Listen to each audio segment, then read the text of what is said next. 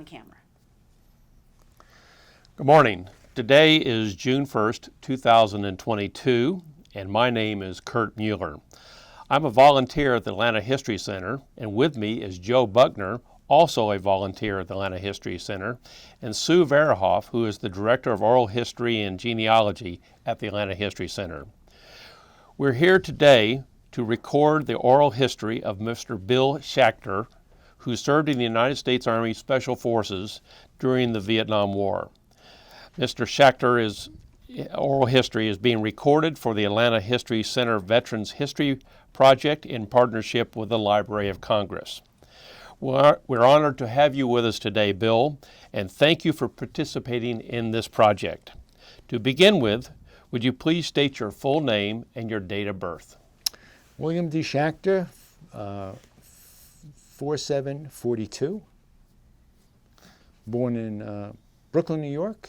Grew up in a place called Cedarhurst, New York, which is a suburb of New York City. Maybe to start with, why don't you give us a little bit of background of, you mentioned where you were born, about growing up, school, up until the time when you went into the service. Anything about your family you want to share with us as well, too? I grew up and as a young kid was interested in cowboys industry, in Indians and war, sports, of course, and then later on I got very interested in history and loved reading fiction, nonfiction books about different battles, wars, etc.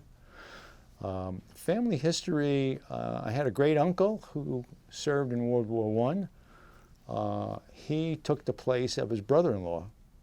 He was gassed in France, and he came back, and his brother-in-law collected his disability. He never got anything for that. I had an uncle who was with the 3rd Armor and crossed the Rhine with Patton. And I had a brother who did ROTC, transportation officer, went in for 6 months. They had that at that time. And then the Cuban Missile Crisis came along, and they extended him for a year, and they sent the son of a to France for the missile crisis. And around that time, of course, we were faced with the draft, and I didn't want to go in as enlisted, so I always thought about going in as an officer. And after, being interested in all this stuff about war, I desired to be a recon platoon leader up on the border of Germany and Poland, Czechoslovakia, looking at the Russians. I went to the University of Rhode Island, land-grant college. ROTC was mandatory, so I did my 2 years. I was specialized in collecting gigs for not cleaning my rifle, polishing my shoes, etc. But I had a great instructor. His name was Jonathan Swift, captain, and he took a liking to me, so he just gave me C's. Our advanced course was divided into 3 branches. We had engineer, quartermaster, and infantry.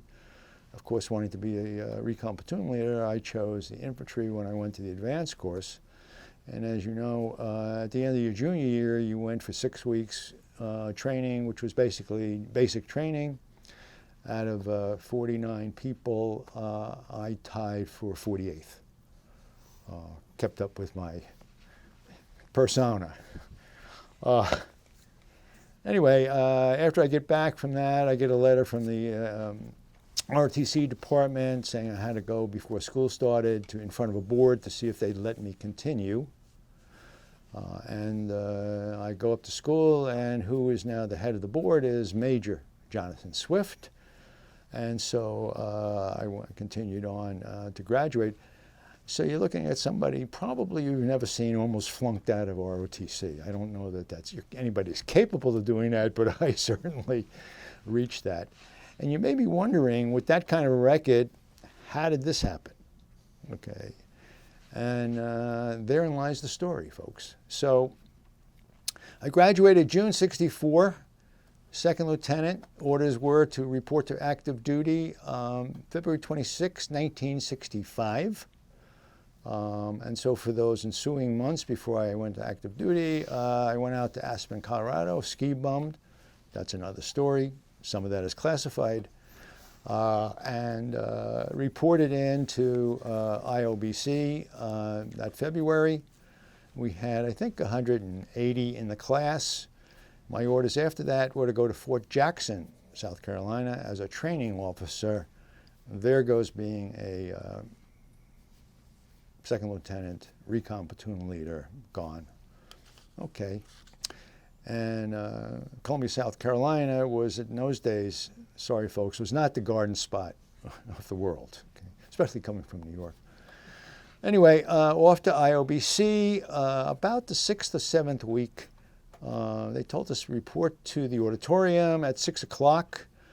Didn't tell us why. And so school ended, I think, 4:30, happy hour. Beers were 15 cents or something like that. Had a few, a burger. Felt really, really loose going to the auditorium. 180 of us are there. Out walks a guy, Daniel Boone.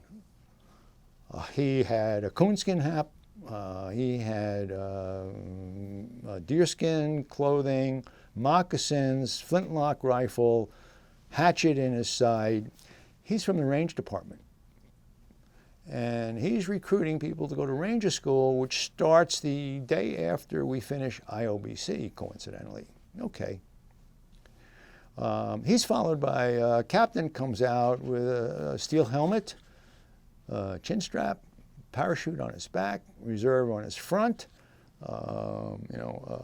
creased fatigues, spit shine Corcoran boots. He's recruiting for the Airborne Department. And I had an epiphany.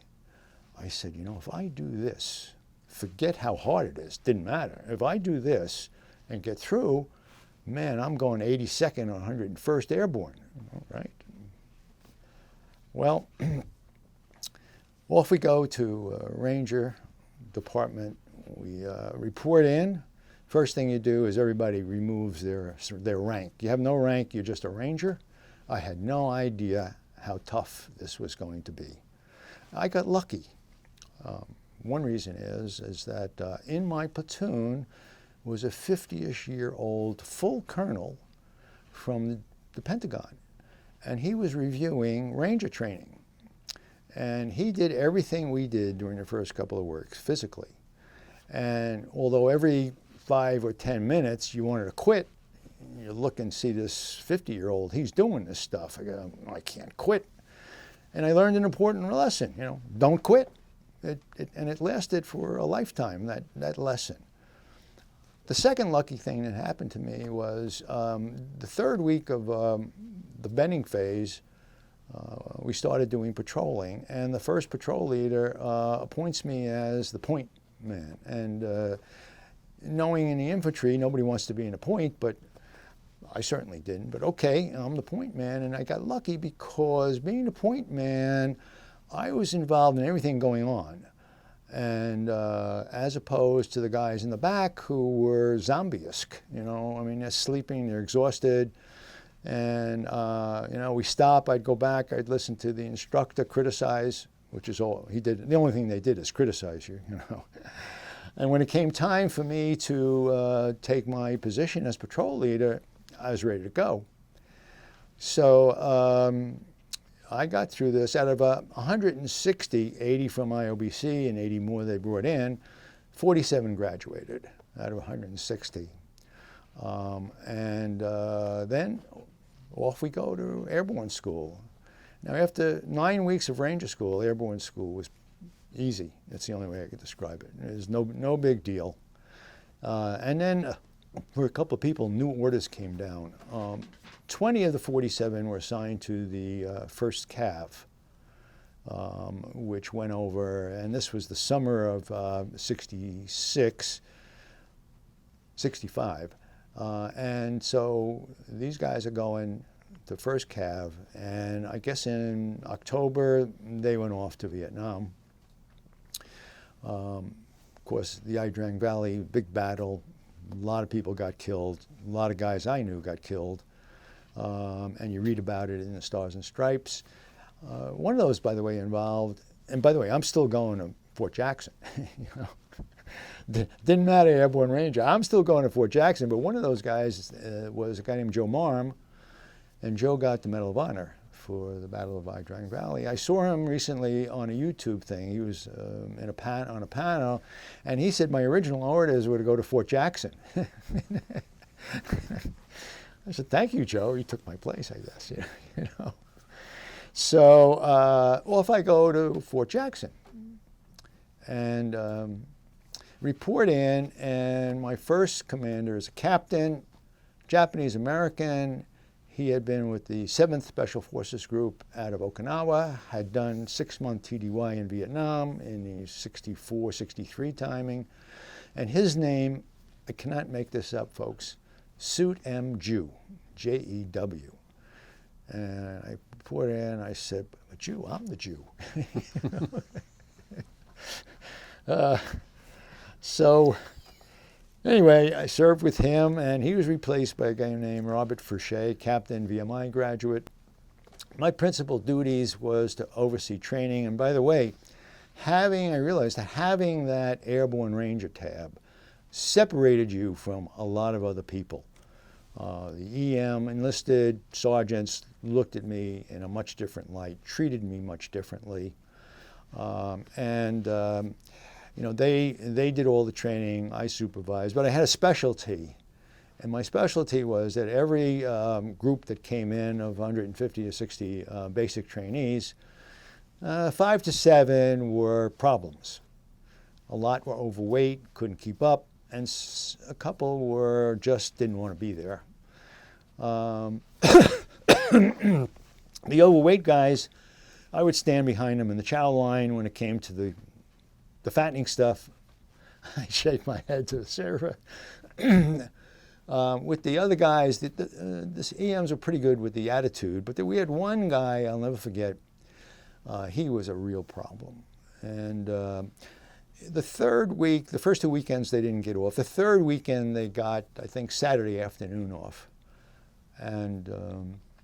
And so we had reveille in the morning, company formation. I called this guy out. Now, all these kids were waiting to get out for the afternoon. They had a pass, base pass. A lot of them had parents, friends, whatever, visiting. Called this kid out front and center, and I said, because of you, passes are canceled. You confined to the company area. Okay. First sergeant dismissed the company. He comes up. He has this big shit-eating grin on his face. He was just, you know, wow, what did you do here, Captain? You know, you're Lieutenant. I said, well, and so I don't know what they did to this kid, but I got to tell you, he wasn't a problem after that. Okay. During that time, I got promoted to first lieutenant because my date of rank was June 64. So 18 months, you get automatic promotion. And I decided I wanted to go into Special Forces. That I had, I don't know, maybe survivor's guilt because I'm reading about all these guys I knew were getting KIA'd. All of these troops, they're going to Vietnam, most of them. And so I said to the Army, I'll cut you a deal. If you send me Special Forces, I'll go indefinite, which was a minimum of 1-year commitment. Well, they didn't have any problem with that. I get orders to report to Fort Bragg, to go to PSYOP school of the Special Warfare, okay? And then on to 5th Group Vietnam. My parents freaked. And I said to my mom, I said, Mom, look, I'm going to PSYOP school. That means I'm going to be on a staff somewhere, and I'm just throwing leaflets out, making, you know, what do you call it? I'm, you know, broadcasting stuff.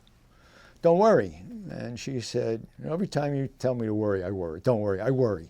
Okay. So I go through the Side Warfare School, and December 10th I land at Tonsonhood Airport. And the only thing I remember about landing was prior to landing, the captain gets on and he says, because of ground fire, or potential ground fire, we're going to come in steep and flare out and land. Okay. So we land, no problem. I don't remember being overtly hot or anything like that, but there is a reception area, Special Forces, a couple of NCOs. Stay there overnight. Next day, I go up to Nha Trang, Special Forces headquarters. I'm told to go to the BOQ, which is really a barracks with some cots, and report to the S1 the next morning. Sitting in one of the cots is a captain who had just come out of the field. He had been with the Montagnards, and his left arm had these silver bracelets from here to his wrist. These are friendship bracelets. And I heard later on that he married a Montagnard lady, and they thought he got too friendly, so they pulled him out. Anyway, I report the next day, and S1 says, you got to meet the commander, Colonel Kelly. Okay. I walk in, meet Colonel Kelly. Colonel Kelly, full colonel. He is from the Bronx, New York. Had a Bronx accent. Realizes, I'm from New York, I'm Jewish, and he starts talking Yiddish to me. Now, Yiddish is a combination of Hebrew and German, and we're going back and forth a little bit. Okay, it's very funny. And then he says, okay, go see this one, you'll get your assignment. I said, great, So I go out, and the S1 says to me, the XO of A331, Shantan in 3 Corps, shot himself in the foot. You're his replacement. Sound familiar, Joe? Okay. And so I said, but he says, oh, and by the way, after you get there in about 2 weeks, 3 weeks, you're moving, and you're going to build the first fully designed fighting camp. And you're going to be in a spot which is going to interject the flow trap between War Zone C and War Zone D. Good luck, Lieutenant. Okay. Off I go to Shantan, and the team leader is John Horn, captain. John is from Alabama. And John had been an enlisted NCO, went to OCS. Now he's captain. Didn't smile a lot, but we got along. And anyway, 2-3 weeks go by, and we're loading out everybody. We had about 350 troops, equipment, and so on and so forth. My job is to make sure everything gets loaded out and moved. And so that goes smoothly. When I get to where the camp was, they had cut out a small clearing. In the middle of the clearing was all kinds of ammunition boxes stacked up. And the team is positioned around that. Okay. Further out is our troops, and there's another defensive line further than that, which is Mike Force that had come in to help us because we were busy, cutting up and cleaning up the area, and the Mike Force was doing patrolling and so on and so forth. Mike Force had a cook, and every couple of days he would make croissants. Okay, delicious.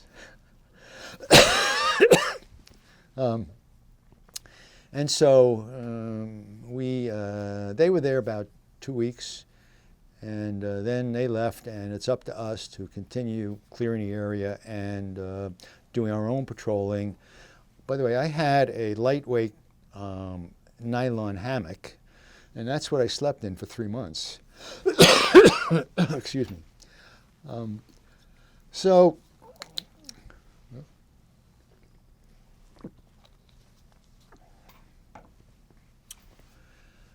We go out, I do my first patrol, and I don't know if you guys did it, but we took slices of C4, rolled it into a little bowl, put a cup over it, filled the canteen cup, lit it, it burned it, I don't know, 800, 900, and the water would boil, almost instantly, and make a coffee.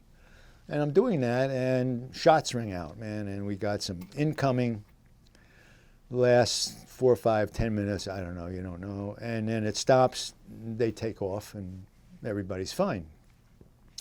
So I get my CIB, okay. Well, we finished the camp in 90 days. Could I ask you, yes, sir. Where was the camp located? Where is this in? It's in Bin Long Province. Mm-hmm. It's east of Shantan, which is off of Highway 13, between Highway 13 and the Songbei River. Mm-hmm. In 3 Corps? In 3 Corps, Mm-hmm. yes, sir.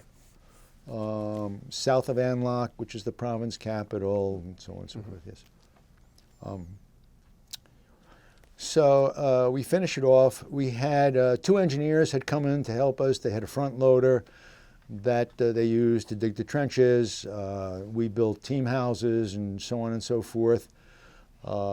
We finish up the camp 90 days. Everybody's patting us on the back. Great job. In comes General Westmoreland.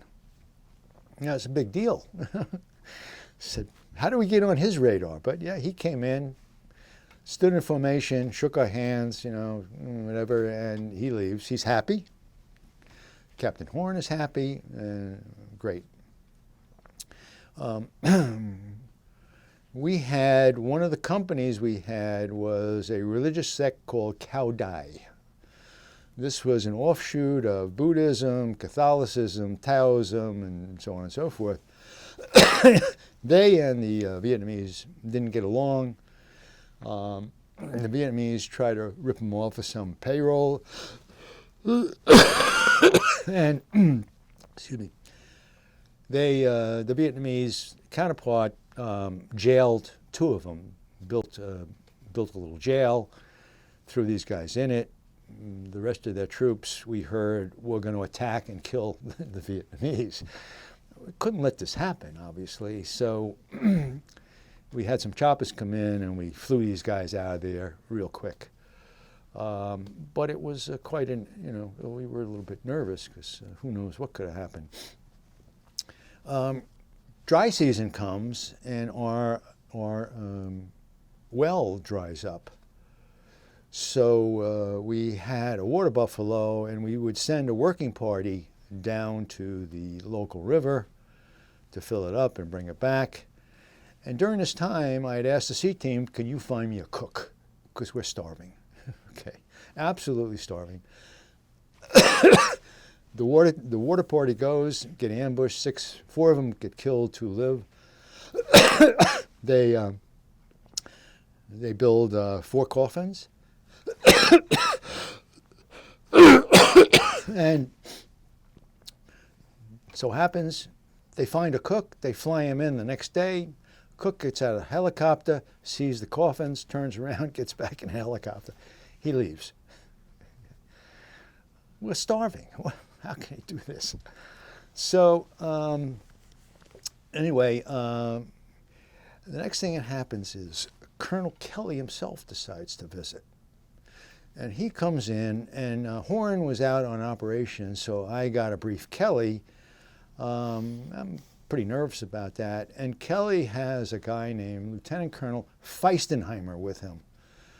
He looked exactly like his name. That's all I can tell you. Okay. I learned he's the hatchet man. Okay. And so I brief him. He flies off. A week later, Feistenheimer comes back. So this is May of 67, right? Yeah. And Feistenheimer comes back. We all get reassigned. Now, we've been there since late December, early January, so we're there 5 months. Morale is pretty low. Horn is assigned to command a Mike Force team I get assigned to the B team in ANLOC as the intelligence officer, S2. Okay. I go off to S2 and I find out I have a recon platoon. Yay, I finally made it. I got a recon platoon, right? Went out a couple of times with them. Nothing happened. The commander was Major Ronnie Mendoza. And after 45 days or so, he comes and he says, I'm reassigning you. You're taking over as commander of Minton, A332, Special Forces Camp. Oh, great. I mean, because being Special Forces and being an A-team commander is the premier job. You know, that's the great job. Off to Minton. Let me tell you something about Minton. It had been built in '64.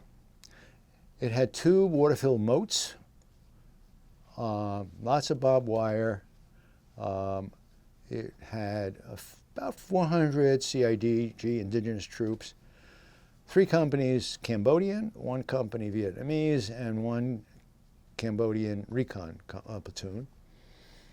We had a big 50 caliber machine gun raised, not authorized. Had a 57 recoilless rifle, not authorized.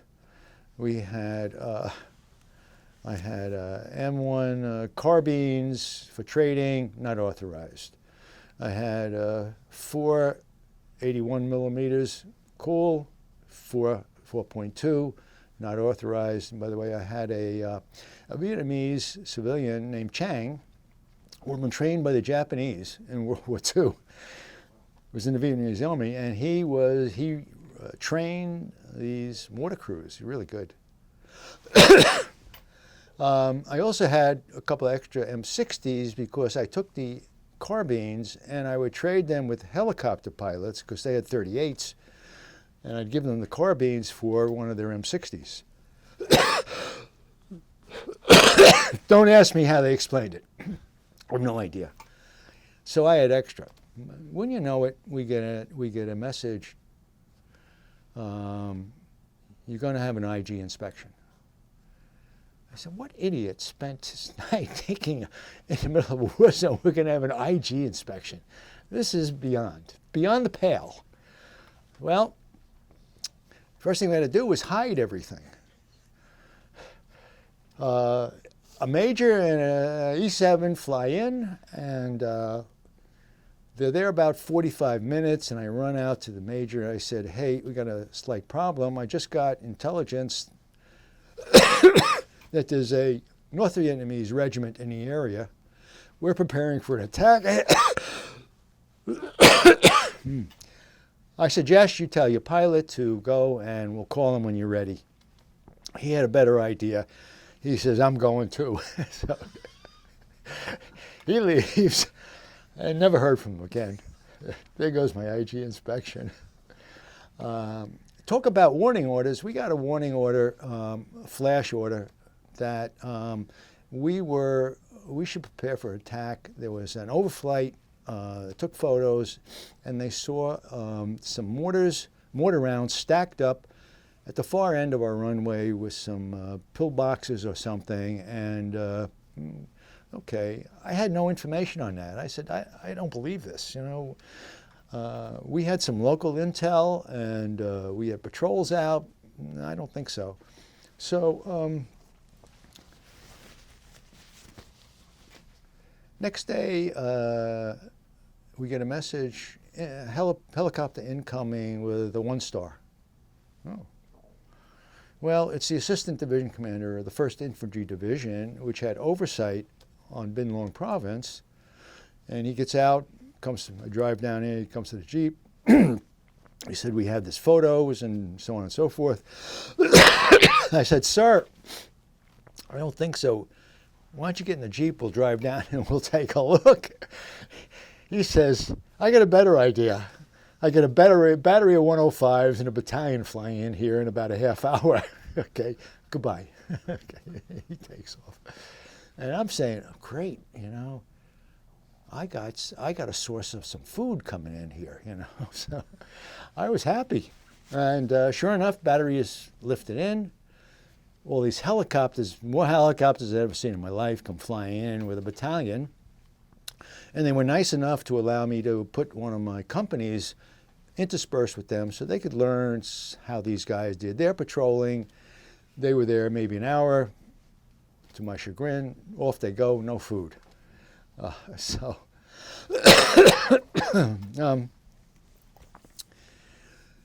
Anyway, can we cut 1 second so I can... On camera. So one of the great things about being in Special Forces is the only people that ever helped you were you. You know, it's not like you can call up the local whatever and get some help. So you had to be able to figure out things on your own. For instance, one day outside our front gate is a whole lord of local people. We had a village not far away of about 1,000 people, and they're out there not happy. I have a couple come in, what's the matter? Your helicopter flew over our fields and killed 18 water buffalo. Now, I couldn't say, what do you mean my helicopter? You know, because I was no different than the guys flying a helicopter, right?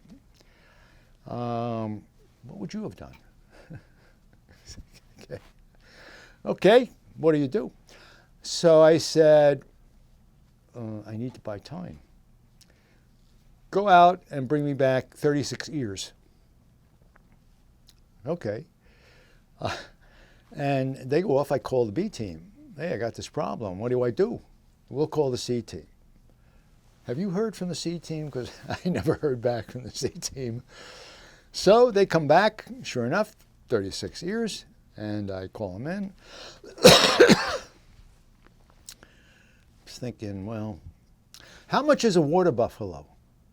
$200. I said, done. I get $3,600 and I pay them. And where did I get $3,600? Well, every month a paymaster came in and I had a budget of $25,000 a month. I used that to pay the troops. I used that to buy food for them. I had a supplier, Chinese guy out of Saigon. Once a month he would load up a caribou or 130 or 123 with live pigs, ducks, chickens, fruit, vegetables, whatever. We had rice. I had as much rice as I needed. They'd fly in. We had a kitchen, cooks that prepared the food and paid them. I had a small budget for local intel, and then there was a little left over. That was my slush fund. So that's where I got my $3,600. Anyway, paid them. So other unexpected things was I get invited for lunch at the Buddhist temple. Oh, great. You know. So I get an interpreter, we go to the Buddhist temple, and walk in, and there's 8 or 9 monks sitting on the floor, a couple of local dignitaries, I guess, the mayor, and I sit down. I don't know what they fed me. I didn't ask. I didn't want to know. And after they start talking and the interpreter is telling me what they're talking about, and I realize and I start laughing inside because I couldn't laugh then. It's a fundraiser for the Buddhist temple. The only thing missing was the thermometer, you know, outside. Anyway, they start talking.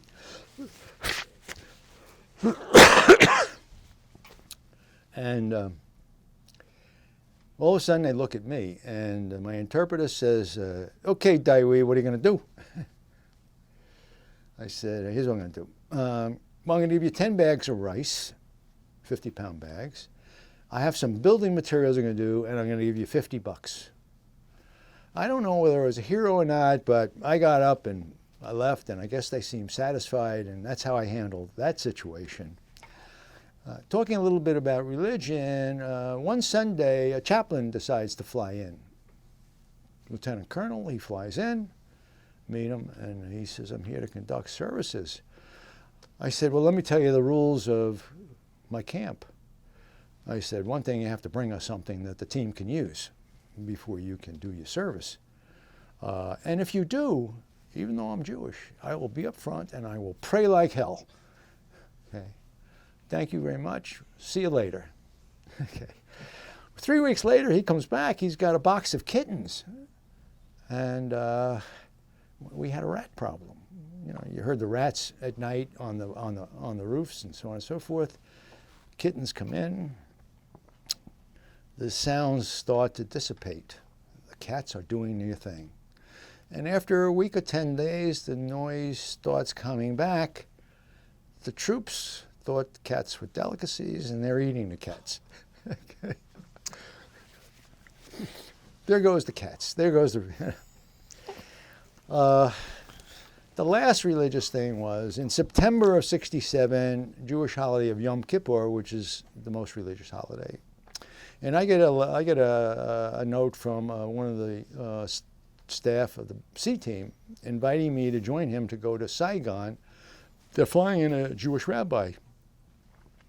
And he says, come up to Benoit, where the C team was, and then the next day we'll drive into Saigon. It's 15 miles or something. Okay. And I had heard that now Lieutenant Colonel Jonathan Swift is stationed at Benoit. And I said, great, I can go and catch up with him. So I fly up there. I find his headquarters, walk into the day room. Sergeant E9 is behind a desk, looks at me like, well, what are you doing here, you know? And I said, is Colonel Swift here? Yes, sir. Excuse me? Tell that motherfucker to get out here. He's astonished. He couldn't believe it. His jaw drops. Sir? I said, tell that to get out right now, Sergeant. And he gets up, runs down the hall, first office, pops us, and he says, Colonel, there's a crazy captain out there. Wants to see you. Okay. Swifty comes out, looks at me, and he says, Schachter, what have they done to you? Okay. And the juxtaposition of my old instructor, who's looking at somebody who almost flunked out or kicked out of school there, ROTC, and now he's looking at me. I got my beret, I got my Airborne Ranger patch, I got, jump wings, CIB, Vietnamese jump wings. He's astonished. Okay, and we go have coffee and we have great laughs. It was fun. Okay. So I will meet another person from my past shortly. So I after that I go back to the C team, have dinner, and go to the officer NCO club. They didn't have enough of either, so they had me to join club. And I'm standing at the bar having a beer. There's a little bandstand, and music starts. Stripper comes out. I said, I thought we were in a war. Okay. Standing near me is a civilian.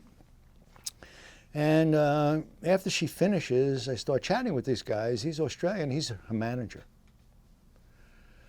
So I hire her to come out to my camp. Now, my wife does not want me to tell the rest of the story. It's classified. But I arrange, she comes out about a week later. Okay.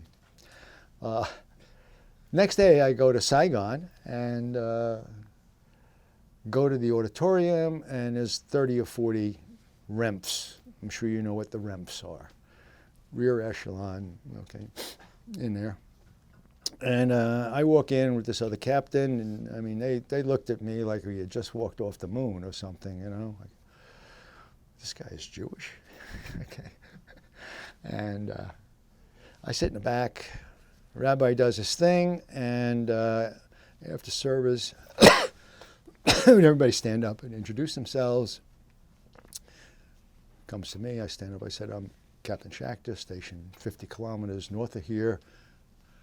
On the way in, they had stacked up all kinds of Jewish food, kosher salamis and gefilte fish and challah bread, and And I said, by the way, I'm taking all the food. Okay. So I go back to the table. There were some bags around. I took as much as I could. You should have seen my troops eating kosher food. Okay, this was a sight for sore eyes. Okay, they loved it. Okay, because we're starving. Speaking of starving, we got a hold of a cow. Don't ask me how.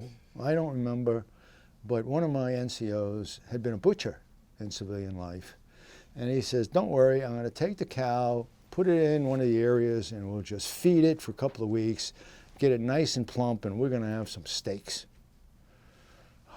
Wow, great. So a couple of weeks go by, time to do the cow in, and he goes up to the cow with M16, shoots the cow in the head, and the cow just stands there. What? So finally I take my .45, I shoot the cow goes down. He butchers the cow. Well, we didn't know until we tried it, but the cow immediately went in, because it didn't die immediately, so it tightens up every muscle. Could not eat this meat. Could not eat it. It's too tough. There goes our steaks and chops. Well, okay. I then get an order to go up to Nha Trang to interview to be the assistant controller of Special Forces. I was one of 4 or 5 junior officers that had a business degree, and I fly up there and I find the controller's office. I walk in, and who's sitting there? Major Suit M. Jew, J-E-W. I said, "But Jew, I'm the Jew." We had a laugh. And I'm figuring, maybe whoever decided to give him orders for that looked at his name and said, "Jew, he must know how to do this stuff." Anyway, the job as assistant controller, they had a $90 million budget in 1967 and help administer it. And I said, "Thank you very much. We know each other too well, and I'm really happy heading up an A-team, so thank you, but no thanks." And I go back to my camp. I learned that in Michelin Rubber Plantation, which was southwest of us, was the 25th Infantry Division, a brigade. And they had there, from time to time, 175 self-propelled howitzers. And I believe the max range of a 175 was about 25 or 30 clicks. And my camp was at the far end of that. And I said, well, if I really get into trouble and I need some final fires, I'm going to call these guys in, because if I'm going to die, I'm going to die. I might as well be for my own guys, So I'm in the TOC. Brigade commander's there, full colonel. There's a battery commander. I think he's a major lieutenant colonel.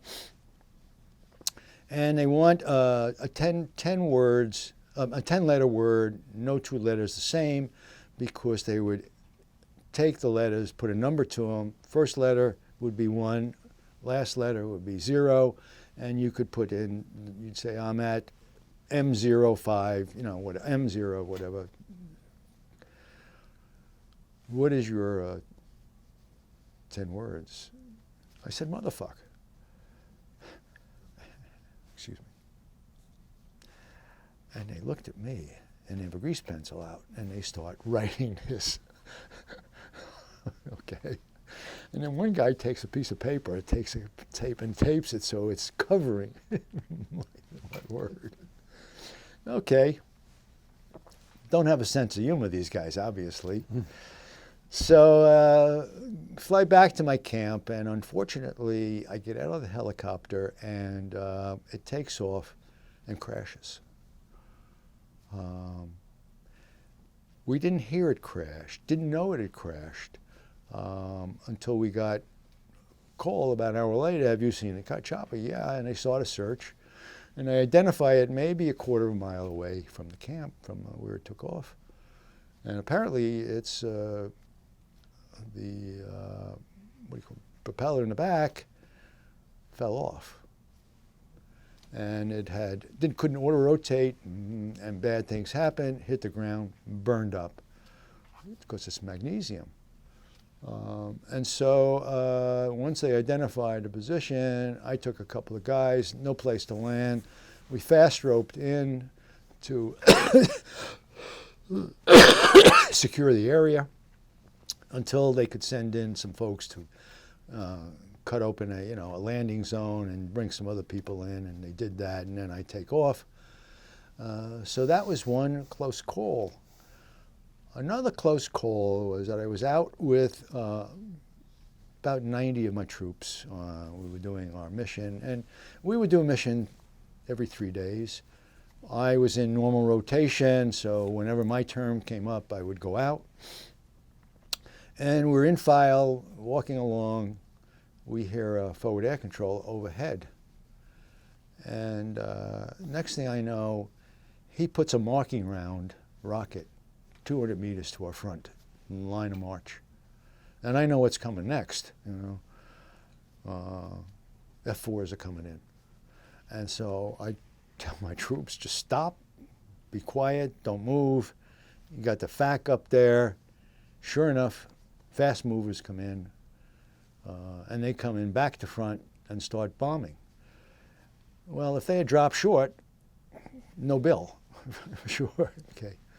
But fortunately they didn't, and so we escaped that. Never found out who the FAC was, and that was just a lucky time that I had. I had one KIA, sorry to say, and he went out, and it was somewhat his fault and the other American with him, because our SOP was, at the end of the day, when you get your last meal, and it's EENT, end of evening, nautical twilight, just dusk, you move, find another location in case you've been followed. Okay. Well, they didn't do that, and they had been followed, and BC had focused in on one of the Americans, blew him away. He dies. The next thing is I had one MIA. It's an interesting story. Guy's name was Sergeant Stephen Geist, G-E-I-S-T. And Stephen had come to us from another team. He was pretty new. About a week in, we had planned a heliborne operation, and a FAC had flown in, and I told the FAC, would you take him up, let him go see where the LZ is, because we had a map recon, and that is, the maps aren't always accurate. Let's see if that area is okay, and then fly him around the AO, which was, I don't know, 450, 500 square miles. And so he takes off. 15 minutes, 10 minutes later, this is 8:45, I hear, he calls, and he said, I see some civilians in the area, they're okay. Never heard from him again. Nothing. No radio calls, no nothing. And just disappears. So, I start calling around about 10:30, and where are these guys? They should be back. Nobody had heard from them. We reached out to his command, and about 1 o'clock started a search. And I got on one of the choppers. We flew around, couldn't find anything. Had a big search, a lot of planes, helicopters. Nobody found anything. 3 days, called off the search. And this story continues 30 years later. Anyway, I'll keep going for my Vietnamese part of the story. So I'm getting down to Diros date, which was December 9th. I arrived December 10th, 1966, and I got no orders. A week out, I had no orders, and I was due to go on a patrol. I went on this patrol, 3 days. The last night I had slept in we found an NVA bunker complex. We slept in those. I finally got orders, I don't know, 3 or 4 days before my zero date. And my orders were from Department of Army. They're sending me to Dahlonega, Georgia, instructor, mountain ranger training. Now, I don't know if you know anything about Dahlonega, Georgia. It's pretty close here, okay. In those days, I think the town maybe had 800 people. I'm 25 years old, you know. What am I going to do in a town of 800 people? You know, I do not want to do this, okay. Anyway, I go home. Didn't run into any protesters when I flew. When I flew into San Francisco, stayed overnight. Next day, fly to New York.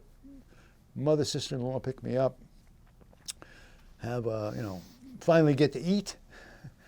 And next morning, my mother walks into the room.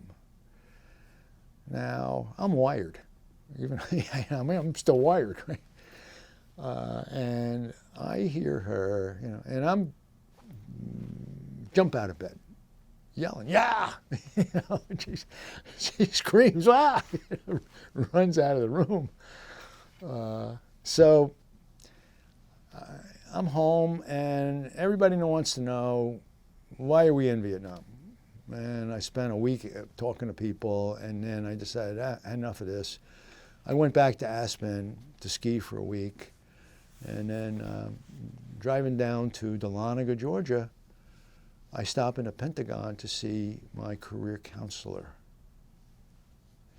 He's a major, leg major, and ash and trash. And he says, well, here's the deal. You're going to Dahlonega. It's a critical assignment. You're there 18 months. And by the way, you're a 5%er. Oh, okay. You are, after that, you are going back to Vietnam. You'll be a company commander, probably an airborne company, because you need command time. Wait a minute. I just had almost a battalion-sized group. I had a budget of $25,000. I want to go to Germany. Okay. Why are you doing this to me? Well, that's the orders. I said, well, I'll probably get out. He says, well, if you get out, you get out. I said, are you kidding me? I said, you spend a lot of money training me and getting me to where I am. You just say get out. He says, yeah, you can get out. So I went to Dahlonega, Georgia. The good thing about it was that I sympathized with these kids that got out of Vietnam, landed, and were civilians the next day. This is a crime that they could, you know, there's no time for them to decompress. So in Dahlonega, I had everybody there was a Vietnam vet, you know, lots of stories back and forth. And October '68, I said, I'm out of here, I'm going. And frankly, I thought I'd get killed. I said, I got too lucky. I'm going to get killed if I go back. Number two, I've never been in a regular Army unit. I don't know if the commanders and so forth could put up with me. I mean, I'm kind of off the wall, if you will. You know, so I decided to get out. As I mentioned to you, a year later I joined the reserves and I joined National Guard. I was in 3 different units over the next 6 or 7 years. But I want to finish up, and let's see how much time, and I'll go back to that, with Geist. Unusual things happen.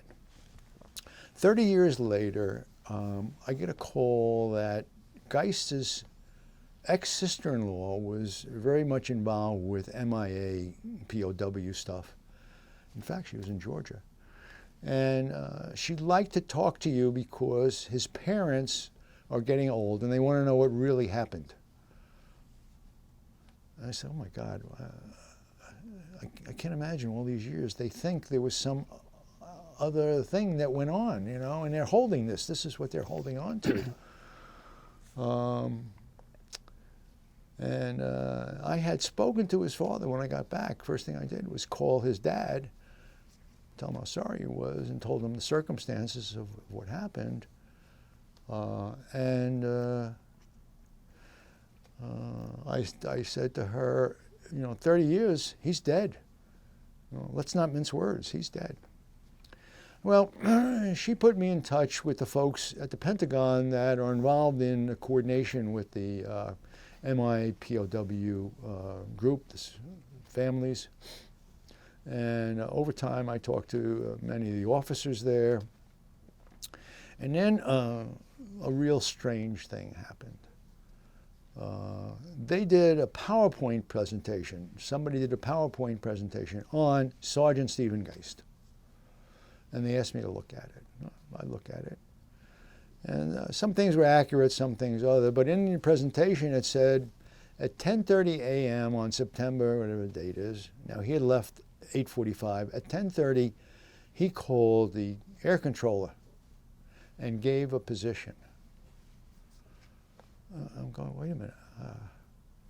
I never heard of this. This is very new. And I had taken my field map and I had mounted it. I had framed it, mounted it, and I go over to look at these coordinates. My jaw drops. 5 clicks from my camp. I said, Jesus, if I had known this at that time, we would have gone out and searched. I said, wow. So I went on Google Earth. The whole place had changed. The runway was gone. The old camp was gone. No references. I decided, I had seen on History Channel or something like that, a documentary about guys that had gone back searching. So I decided I'm going to do a documentary and go find this guy. And I call around to people I know, and they call around to people they know, and I find a documentary film producer. I'm living in Charlotte, and I fly up to New York and I go sit with him. He likes the story. He wants to do this. Okay. Now, you don't get any help from the Department of Army to do this. I was very excited about this whole thing, this whole project. But then I said, you know, I don't even know where to start because Google Earth, there's no reference points here. So he said, I just need $500,000 to fund this. I said, well, that's $495,000 more than I can put up. Okay. And anyway, that goes by the boards, I'm sorry to say. And I'm convinced that even if I had gone back, no way I could have figured out where to go and so on and so forth. But that was, an incredibly strange story that took place over a couple of years. I even went to the Pentagon, I think in about 2012, 2013, and sat with these guys. And they have reports, mostly unconfirmed reports, about people seeing captured Americans or downed aircraft and stuff like that. And I sat with them. They spread out a whole bunch of maps, and they're showing me this one there. I said, well, none of this is where I would put this airplane. It doesn't make sense in my mind that he would go over there, we go over there. You're wasting your time with this, going after this guy. There's other people, obviously, you're looking for.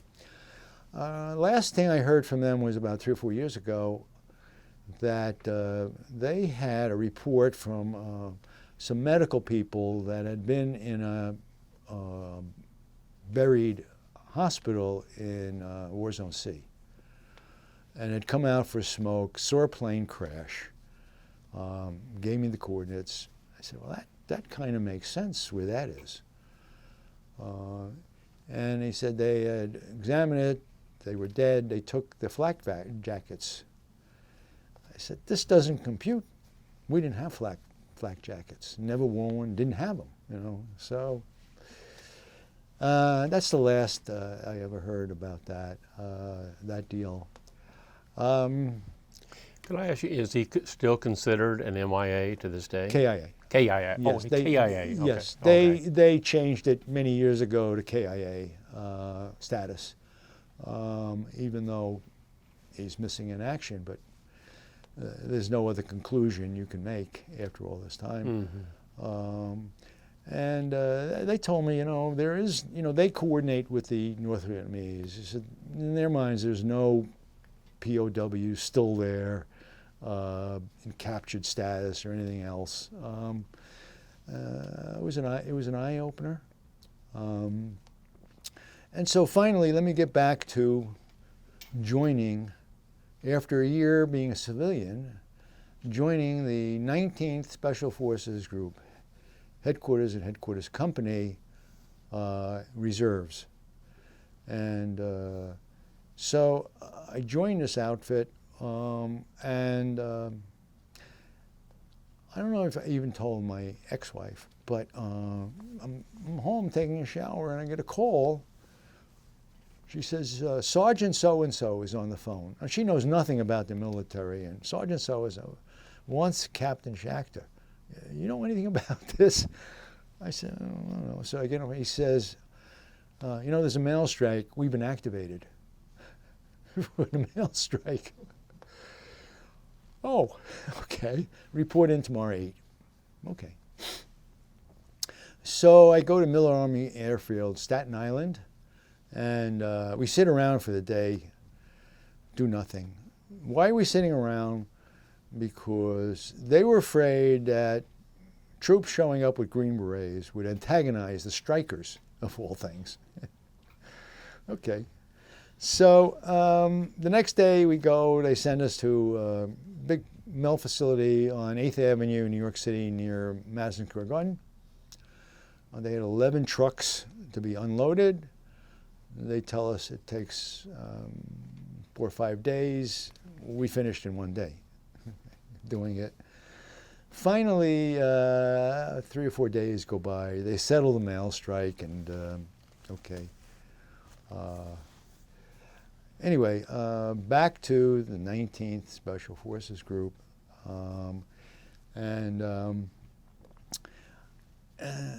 it wasn't ultimately like a cup of tea, because most of these guys were airborne guys, and because they were airborne, they could join Special Forces, but they weren't really Special Forces guys.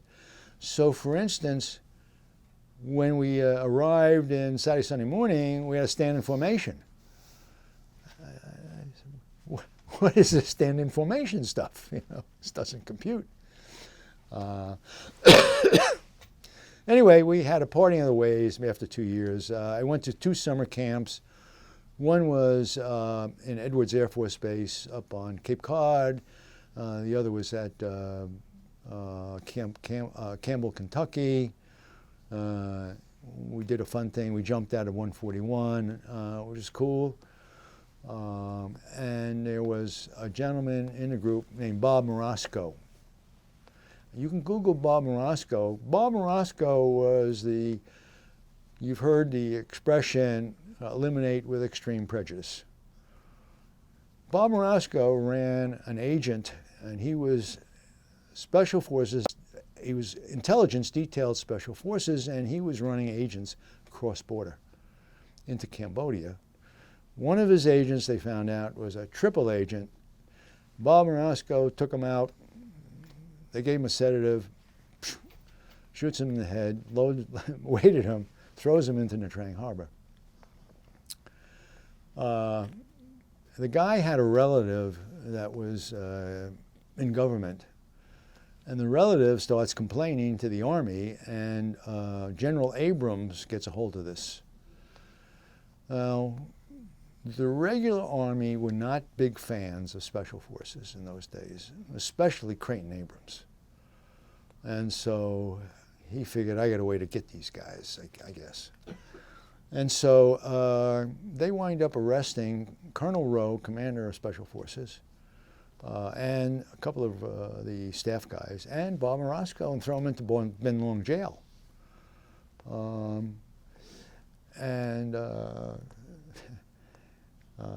They got a lawyer in New York named Henry Roth. He wrote a book.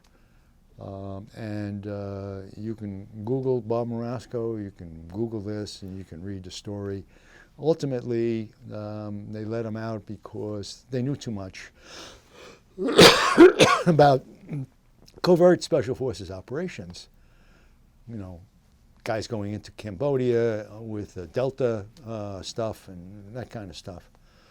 So they let him go. And anyway, Bob was a guy that I met, interesting guy. Ultimately, we had a parting of the ways, and I had met, anyway, I went to 19th Special Forces Group, and I got an A-team. And I spent, I don't know, a year plus, and we were going for summer camp out to Utah. And the XO was a major, one of these airborne guys that was pretending to be Special Forces, and gave us a choice. You could either go with a .45 if you're an officer, or an M16. It wasn't a big choice to me. I'm taking my .45, you know. And he puts out an edict. You have to attach the .45 to your person. I said, what? I think I'm a responsible guy. What is he talking about, you know? We fly out to Utah, and I took 45 feet of parachute cord. I wrapped it around my head. I attached one end to the butt of the .45 and the other to myself. And I'm walking around hoping to piss off that major, which I did. Very successful at doing that.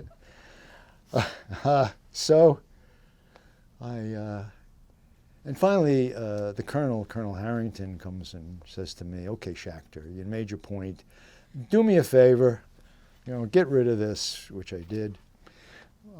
There were 26 A-teams from around the country there, and we had to do Army training tests, ATT.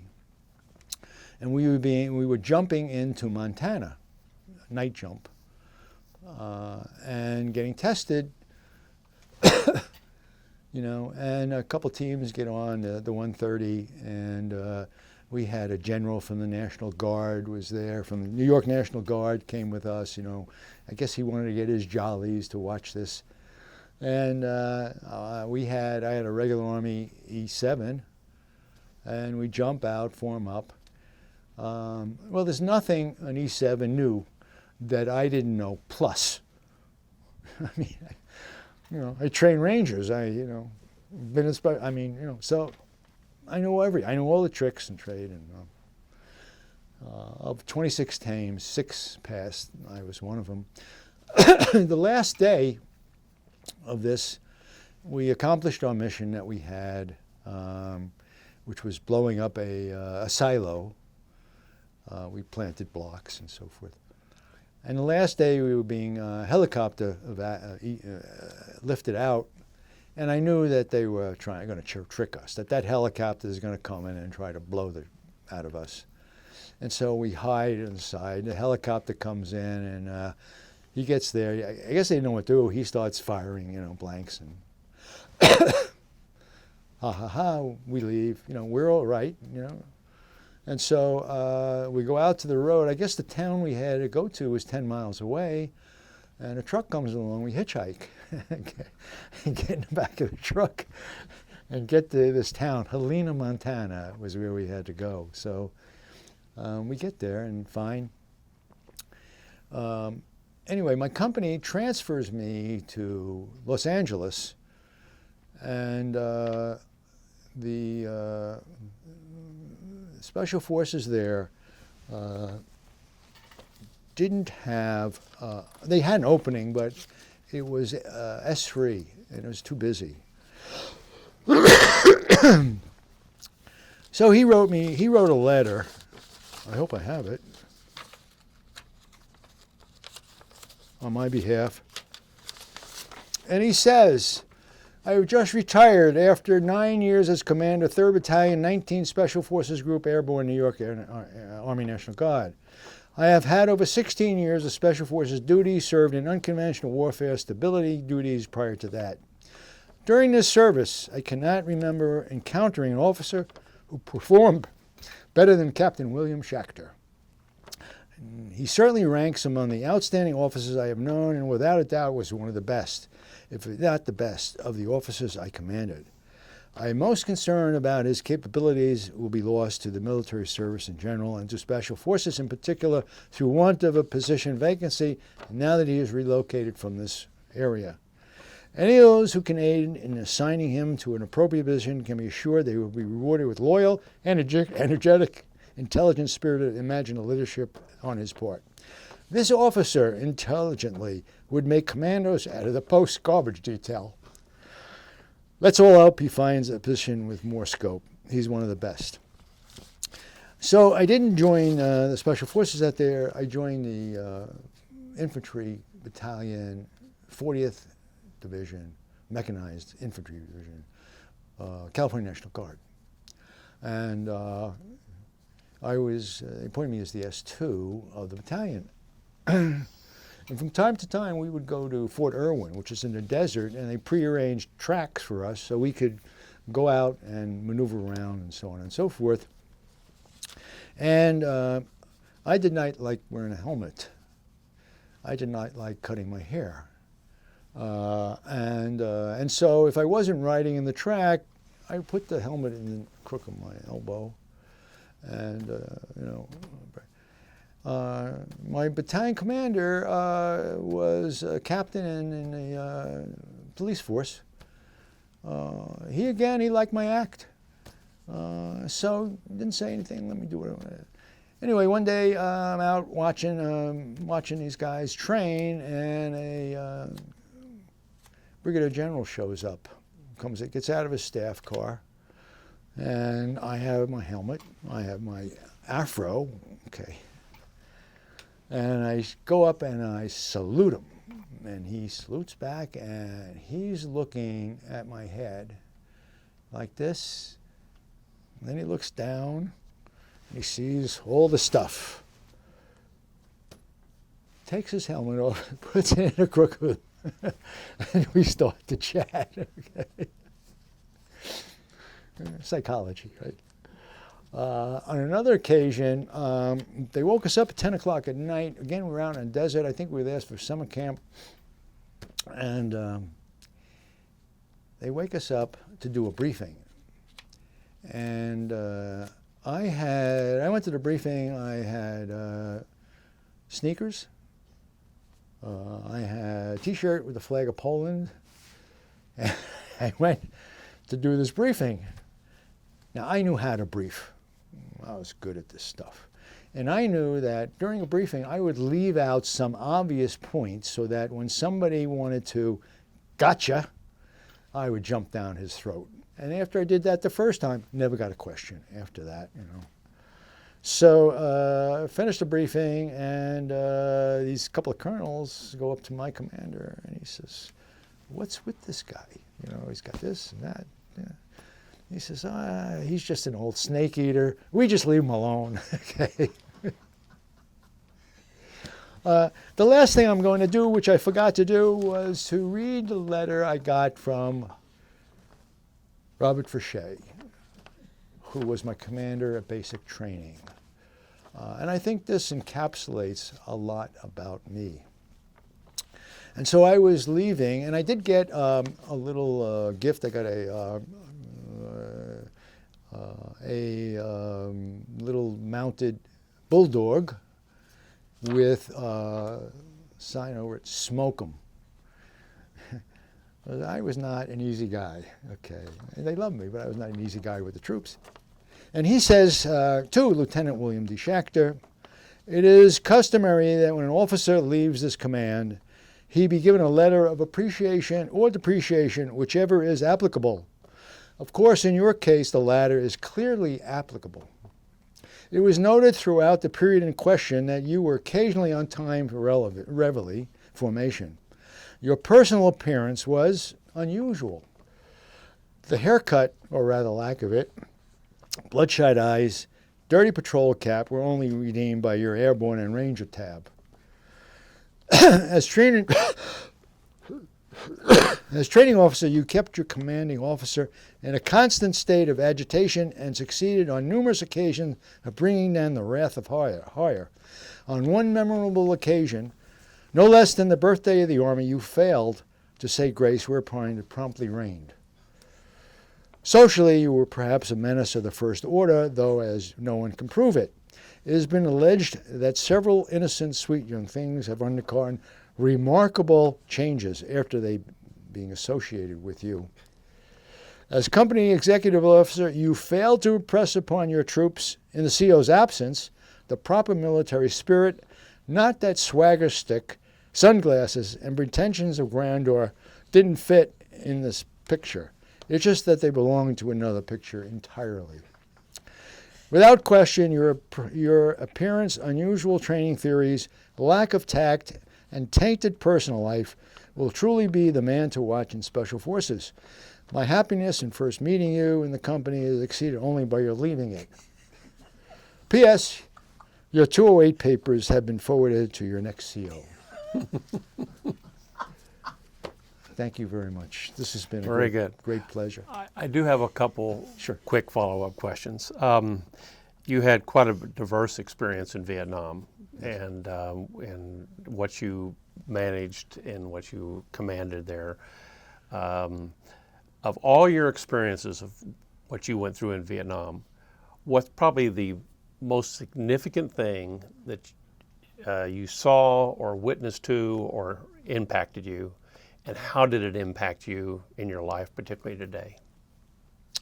I think the most significant thing was the ability to get things done when there was no FM to tell you what to do. You know, coming up with solutions to problems that arose was, I don't know that you can teach this. You have to have a certain feel for what to do, what may work, it may fail, but you got to try. You have to give it a shot. And that stayed with me forever. That's good. So in essence, what you just shared with us has it really made an impact and helped direct your life after the service, I'm assuming too, correct? Correct. Yes, correct. Very good. Yes. Do you all have any other questions for him at this point? I have one. I'd like to know if you've kept up with your comrades that you served with when you were in the military. Unfortunately, I did not. You know, it wasn't like we were in, you know, I didn't get involved with the associations. I did go to Washington, D.C. when they had the first Veterans March way back. And I was struck by meeting a bunch of guys who couldn't let it go. And they were somewhat traumatized by that. So I know I didn't keep up, although today at 2 occasions there's a Zoom meeting of both my teams, not the entire team, but people that served at those locations, A331, A332, which I'm looking forward to having discussions with. So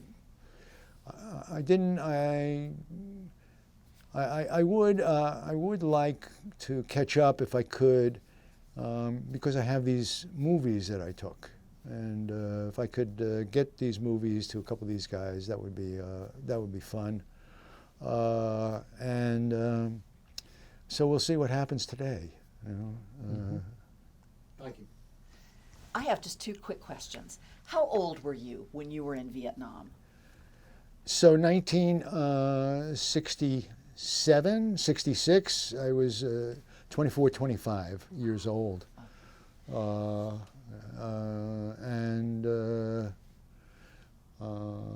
know, I got out of the Army in 68, so Okay. 68, yeah. I was an old guy, right? You were a young man. And then you mentioned how you guys were hungry. What did you eat while you commanded that camp? Was it sea rations the whole time, or did you ever have a cook? We had a lot of beer and Cokes. We had refrigerator, freezers. Didn't stock it well. And any time we got mortared, which was from time to time, we got shooting scoots in both camps. The first thing is you run to the refrigerator, grab a beer, and go to the bunker.